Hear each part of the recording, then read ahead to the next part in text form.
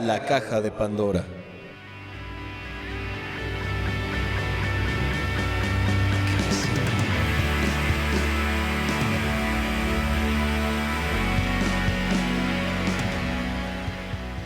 Muy buenas tardes, tengan todos ustedes, fieles radioescuchas de La Caja de Pandora, programa producido por la Facultad de Psicología y que sintoniza a través del 1370 de AM y el 104.3 de FM, por supuesto en Radio Nicolaita, o si es el caso, nos escucha a través de internet.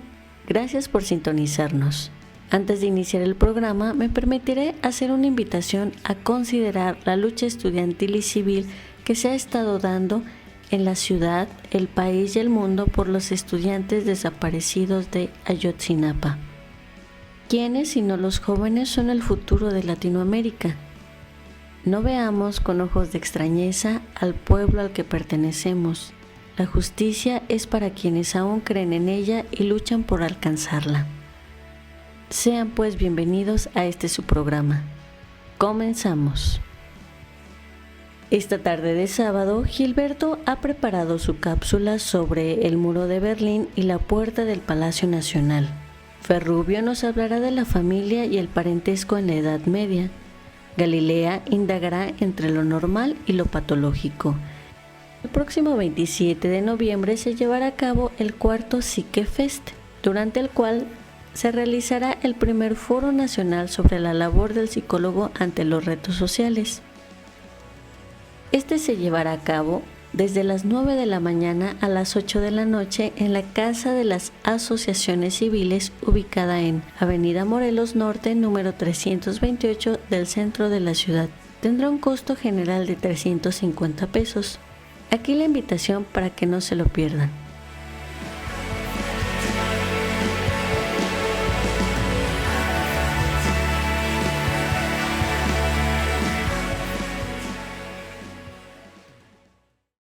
Porque la historia se escribe todos los días y todos somos partícipes.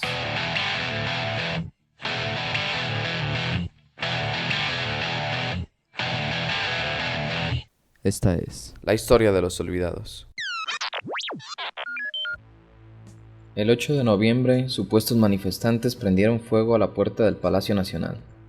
Los medios pusieron toda su atención a estos hechos, mientras que todos se olvidaron del enorme contingente que continuaba con sus manifestaciones pacíficas. El 9 de noviembre se conmemoraron 25 años de la caída del muro de Berlín. Puertas y muros. La sociedad con más puertas y muros de la historia. El presidente se esconde detrás de la muralla china. Los muros blancos de una casa de 86 millones de pesos son rojos para 86 millones de mexicanos y hieden a sangre. Mi patrón y yo caminamos a través del bosque y él solo pudo ver madera para buenas puertas.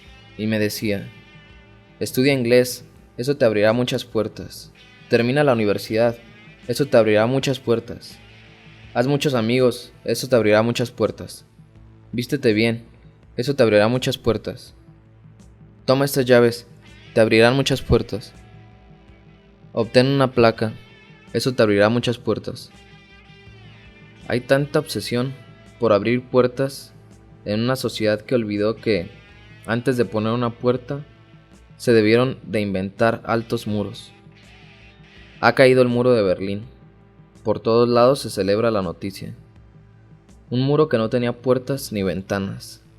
Un gran muro que jamás sostuvo un techo para nadie, pero cubría de tristeza al mundo.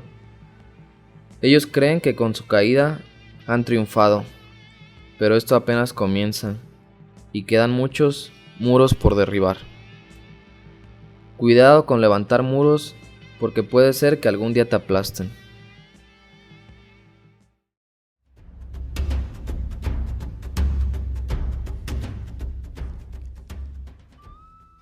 El día de hoy he decidido dedicarlo a la familia, haciendo un especial énfasis de ella en la Edad Media. Si bien la familia no es del todo objeto de estudio de la psicología, sí es un factor que la mayoría de psicologías usan para explicar el comportamiento del individuo. la psicología del desarrollo, las investigaciones de terapia sistémico-familiar, el psicoanálisis, por poner algunos ejemplos, han recalcado de diferentes maneras la importancia de la familia y el parentesco para el individuo. Es muy probable que tengamos la idea de que la familia nuclear ha existido siempre, y es muy probable que tengamos esa idea debido a que diversos campos del conocimiento, así como los medios de comunicación, han influido en esto. Por ejemplo, en casi la mayoría de programas de televisión que traten de alguna familia en especial, estas familias se componen, en la mayoría de ocasiones, por padre, madre e hijos. Por otro lado, existen aproximaciones que han llegado a naturalizar a la familia nuclear. Por eso no es raro escuchar que se considere que lo natural sea dicho tipo de familia y no las familias compuestas por 2 padres e hijos, o 2 madres e hijos, o las familias compuestas por padres solteros o madres solteras. Sin embargo, existen otros acercamientos antropológicos que señalan que la única unión biológica y humana real en que se basan todas las sociedades es la relación madre e hijo. La estructura de la familia, por tanto, no es un reflejo de verdades biológicas. El artificio es igual de importante que la naturaleza para definir las relaciones de parentesco. Es por eso que los historiadores de la Edad Media han llegado a dar una mayor importancia al parentesco ficticio, especialmente al parentesco espiritual, es decir, la relación que se establece entre padrinos y ahijados a través del bautismo, y que tiene su origen en una práctica común de la sociedad celta y germánica llamada tutela, la costumbre de encomendar la crianza de un hijo menor a otra familia. A veces no hay mejor forma de mostrar el carácter de artificio de algún fenómeno que analizar la palabra que lo denomina. El significado de la palabra familia en la antigüedad tardía y en la Edad Media temprana difería considerablemente de su actual definición. La familia, a menudo también denominada domus, o sea, casa, incluía a más personas que la familia nuclear, ya que a ella pertenecían todos los individuos que estaban bajo la autoridad del señor de la casa, niños, adolescentes, siervos y esclavos. Además, el término era mucho más amplio, pues no se refería solamente a personas, sino también a los bienes o a la propiedad. Pero a mediados de la Edad Media, la gente humilde empieza a reclamar el derecho a constituir sus propias familias. Esto debido a la transformación del sistema laboral de la Edad Media temprana. El sistema de trabajo basado en la esclavitud, típico de la antigüedad tardía, se dio el paso al sistema de feudalismo medieval. En lugar de trabajar como esclavo para el propietario de la tierra, el campesino arrendatario mantenía a su propia familia, mujer e hijos, en una vivienda separada. Otro factor importante fue la urbanización, que favoreció la aparición de unidades familiares menores, reduciendo la importancia de los parientes más lejanos en la vida familiar. Para muchos, esto puede ser el inicio de la familia nuclear de hoy en día. Mas tampoco es del todo así, pues la historia de la familia no es lineal. A finales de la Edad Media, en la Baja Edad Media, aparece un fenómeno que me ha parecido importante resaltar: las comunidades familiares. Las comunidades familiares se caracterizaban de ser espacios donde vivían no solo la familia nuclear, antes mencionada, sino todos los tíos, hermanos, abuelos y parientes por más lejanos que pudieran ser. Las comunidades familiares fueron impulsadas por las evoluciones que se produjeron en los impuestos y los servicios que debía satisfacer la familia. De esta manera, al permanecer los parientes juntos, las obligaciones se podían repartir entre más personas, reduciéndose así la presión sobre cada individuo. De esta manera, podemos comprender cómo los cambios familiares reflejan estas amplias evoluciones sociales más que algunas hipotéticas leyes naturales o necesidades psicológicas. Por supuesto, el fenómeno de las comunidades familiares era un fenómeno más frecuente de encontrar en las clases sociales populares que entre los nobles. De esta manera podemos entender que en una misma sociedad pueden coexistir diferentes formas de calcular el parentesco. Los sistemas de parentesco pueden diferir según la clase social. Los ricos y poderosos, por ejemplo, no tienen necesariamente las mismas costumbres hereditarias que el pueblo llano. Con lo dicho hasta ahora en esta cápsula, podemos concluir los siguientes aspectos que serán sumamente importantes para entender el concepto de familia en la actualidad. Primero, en la historia de la familia no existe una linealidad inevitable desde la familia extendida hasta la familia nuclear. Segundo, la familia nuclear no es un fenómeno universal de la sociedad humana, ya que la construcción de la familia es el resultado tanto del artificio como de la naturaleza. Y por último, distintas maneras de calcular el parentesco pueden coexistir en la misma sociedad e incluso en un determinado estrato socioeconómico. Ahora, habrá que preguntarnos cuántas concepciones psicológicas de la familia tienen contemplados estos 3 puntos.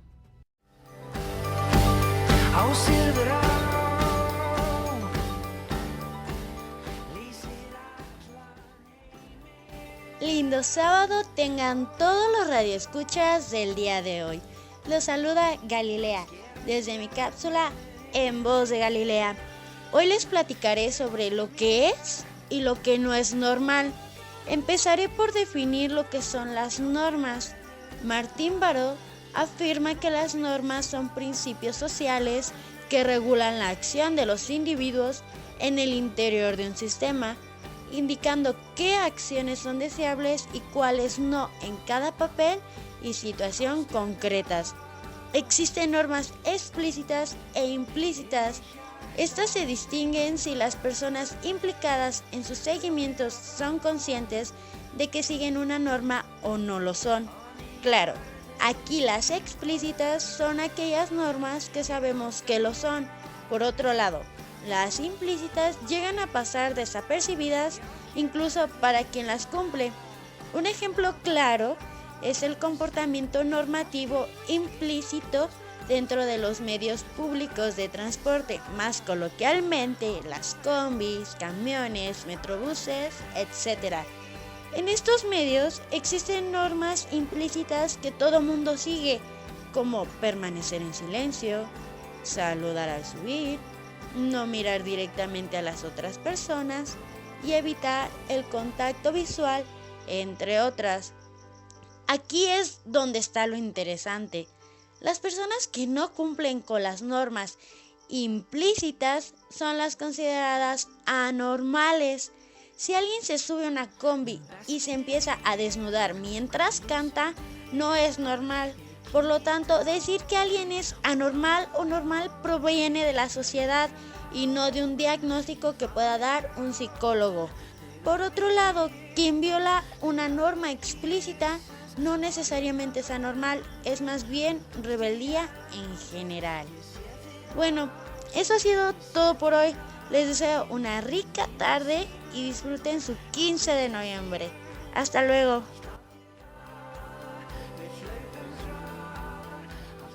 Es momento de pasar al diálogo. Escuchemos.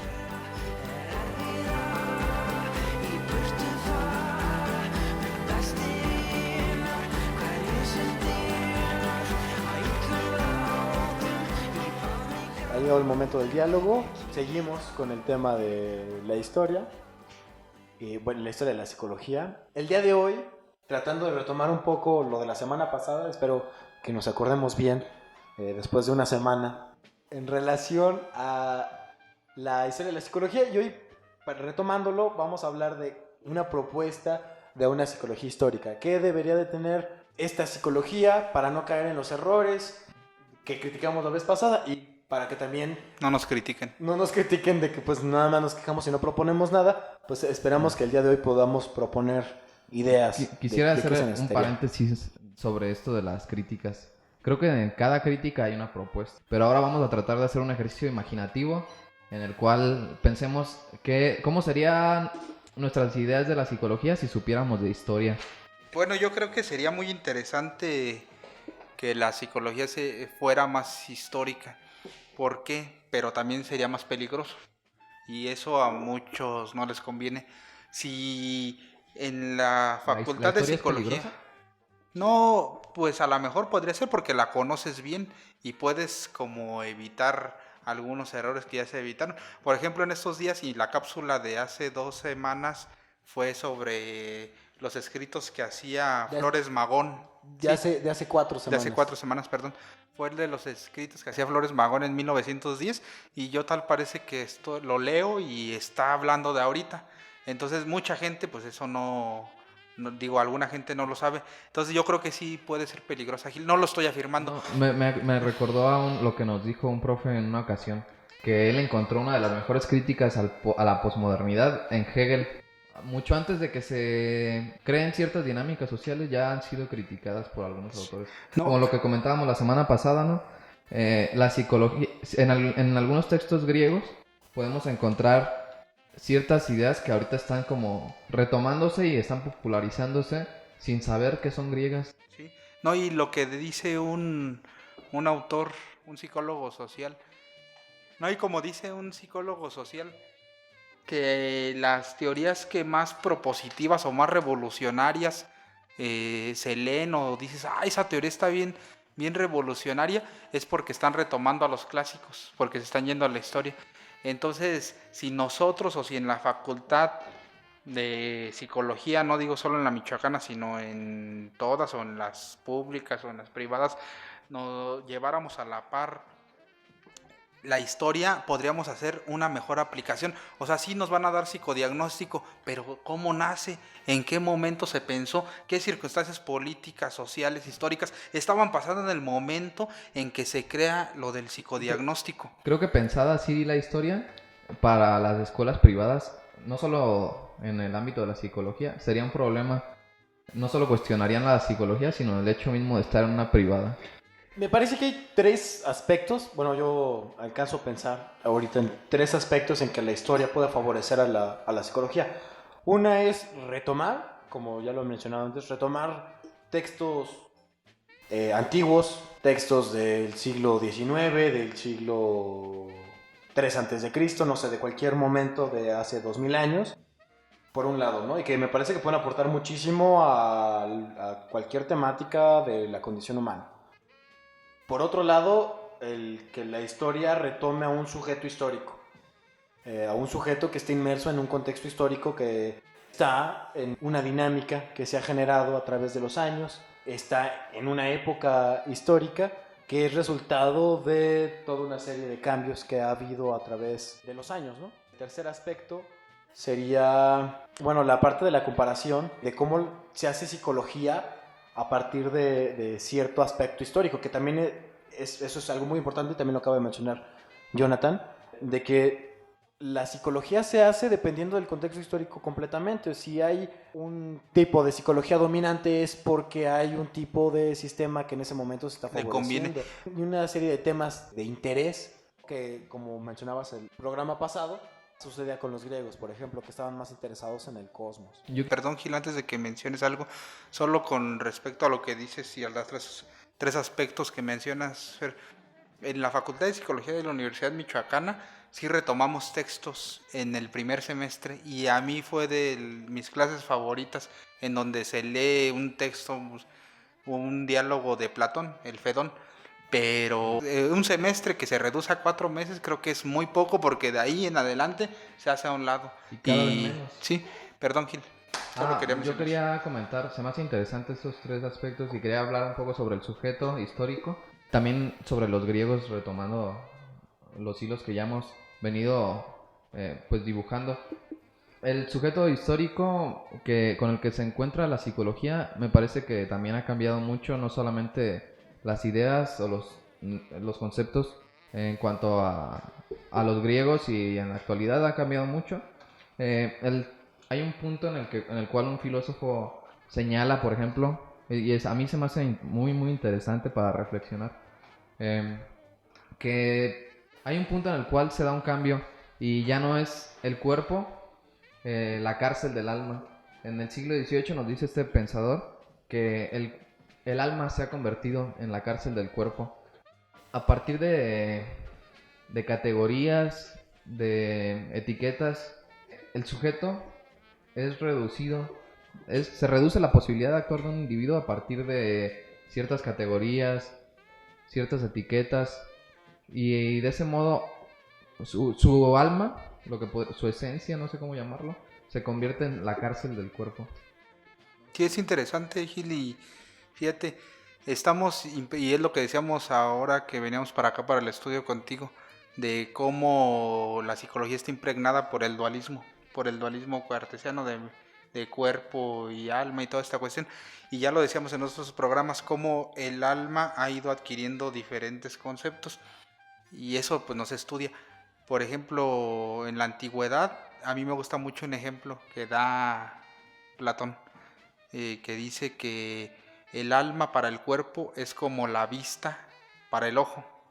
O sea, no hay así como una gran división en donde puedes realmente como dividir la vista del ojo. Entonces eso es importante. Pero eso para retomar lo que dice Gil. Ahora, en estos días entraba a una clase en otra universidad que no es de aquí del estado, sobre biología molecular. Ahorita en boga, y muchas veces se vio en las clases de la facultad, el gran mito de nuestra época es la ciencia. Y ya hemos tratado sobre la psicología científica. Aquí en el programa hemos tratado de respetar y no decir que la psicología científica es más que otra o es menos que otra. Pero entonces yo iba caminando por una avenida de esta ciudad, hay un restaurante en una esquina, y en esa misma esquina hay una niña de 8 años vestida de payaso, dando marometas. Cuando pasa el carro, la niña se acerca a su mamá y le da las 2 monedas que le dieron. Traían una grabadora y estaban escuchando pues, música popular. Y me fui pensando, pues sí, la biología molecular está bien chida, a lo mejor para algunos, y es bien científica. ¿Y cómo nos podría explicar el fenómeno de que la niña estaba dando marometas en una esquina?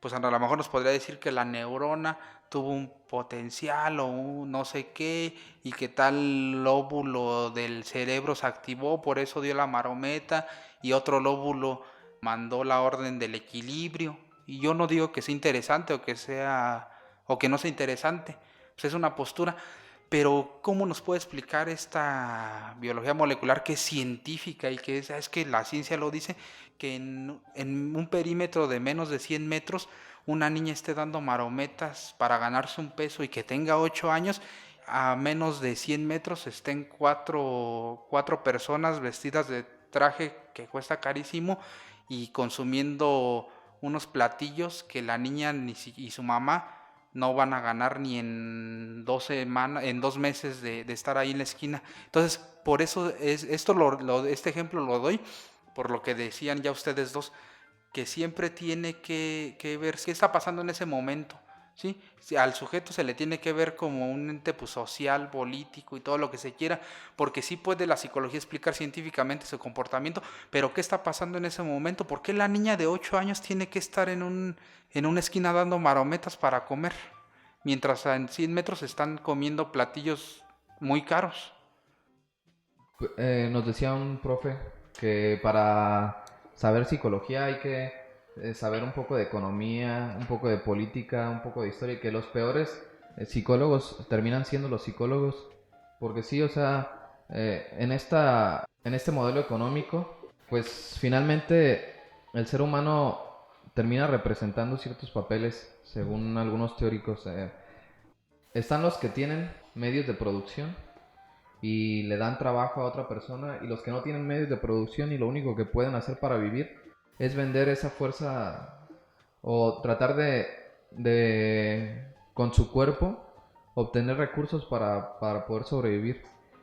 Y estos sujetos que tienen los medios de producción que les permiten explotar a los demás están representando un papel en esa estructura económica que permite explicar ¿por qué no les interesa a esa niña? Por ejemplo, se me ocurre.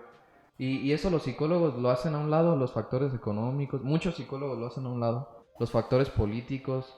La cuestión, por ejemplo, de pues que seamos un país vecino de Estados Unidos. ¿Cómo impacta eso en el cerebro incluso de los individuos? Sí, inclusive en cuestiones de identidad, en cuestiones de cómo, de autoconcepto, inclusive podría influir completamente, ¿no? El compararte con personas de cualquier otra cultura.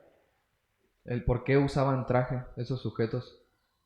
¿Qué representa en nuestra sociedad ese traje? ¿De dónde viene? ¿De dónde vienen esas telas? No sé, o sea, creo que sí es... La psicología se ha quedado en la superficie, aunque presume de haber excavado en las neuronas y haber llegado a lo profundo. Realmente se queda en la superficie. Un día un amigo me decía que estudia filosofía. Me decía, es que vamos a los centros comerciales, o estudia filosofía, vamos a los centros comerciales y vemos en el aparador un traje, ahorita que dices, un traje bien chido, o una playera pues bien bonita, bien cara, pero pensamos que esa camisa que está ahí apareció por arte de magia. Y eso es lo que, o sea, eso sería un ejemplo. Ya esto apareció por arte de magia, sí, pero ¿qué pasó para que esa camisa tan cara estuviera en ese estante? ¿Qué historia hay detrás? ¿A quién tuvieron que explotar o qué tuvieron que hacer? ¿Qué tuvo que pasar para que llegara ahí? Siguiendo la idea de la propuesta, ya en base a lo que hemos saltado, pues entonces tenemos que pensar en, pues primero una psicología comprometida con las desigualdades sociales, a mi punto de vista. Y explicadas estas desigualdades sociales, porque también tendrían que estar explicadas, en base a toda una historia de ¿Cómo los se medios de fueron producción, creando? de la economía, ¿no? Comprometida con la historia, o sea, el saber realmente historia. Y hay algo que me preocupa, no sé. Cuando se habla de estar comprometidos con las desigualdades, generalmente se piensa en el hecho de de hacer caridad. Y me parece que más que buscar luchar contra la pobreza, que eso ya lo hacen muy bien los de arriba, debería de estar comprometida con luchar contra la riqueza excesiva, o contra la ambición, o contra ese papel representado por los sujetos que tienen los medios de producción. Por otro lado, otra de las propuestas sería también el estudio de los términos, de dónde viene ese término, por qué se usa ese término y a qué ha servido ese término. Creo que la mayoría de los términos en psicología tienen siglos dentro del estudio del ser humano que rebasan este inicio que ponen en Leipzig, Alemania, hace 2 siglos, que son verdaderamente términos que vienen desde, en la mayoría de los casos, desde los griegos, y que han servido y que han tenido todo un proceso, toda una historia, que me parece importante, que también tiene que irse revisando y que no se hace lamentablemente en la facultad, y solamente se ven unos cuantos datos acerca. También hablabas del sujeto histórico. También esa sería como otra propuesta, ¿no? Que podríamos sacar de este programa. No considerar que todos los individuos son iguales o que nacen con las mismas oportunidades. Considerarlos en su particularidad y analizar todo lo que hay alrededor de ellos. Ha terminado nuestro tiempo. Les invitamos a que nos escriban al correo electrónico lacajadepandorapsicología@gmail.com o a la cuenta de Facebook La Caja de Pandora UMSNH. Muchas gracias por su compañía y hasta la próxima.